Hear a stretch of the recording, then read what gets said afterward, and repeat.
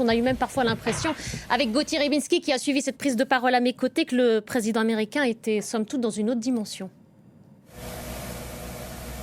Oui, mais ça, c'est parce que vous n'êtes pas encore bilingue en Trump, mais je vous conseille de venir habiter à Washington et vous verrez que on acquiert finalement son dialecte personnel assez rapidement.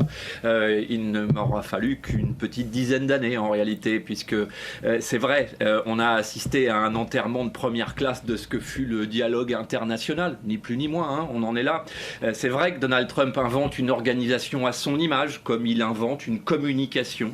Le sujet de Gaza, c'est vrai, a été rapidement évoqué, alors qu'on s'attendait à ce que ce soit le point central, mais c'est vrai que l'impression globale que nous donne ce discours de Donald Trump, c'est qu'il n'y a plus de filtre entre ce que le président américain peut dire à ses collaborateurs dans l'intimité et ce qu'il dit désormais à la tribune, devant le monde. Et je crois, dans le fond, que c'est un bon résumé de la méthode Trump, tout simplement. Même si, comme on l'a vu à Munich, un travail de service après-vente sera fait par Marco Rubio ou plusieurs de ses conseillers, comme Steve Witkoff, par exemple, dont il a beaucoup prononcé le nom lors de cette allocution, car ça reste une allocution. C'est pour ça qu'il ne faut pas prendre tout cela à la légère.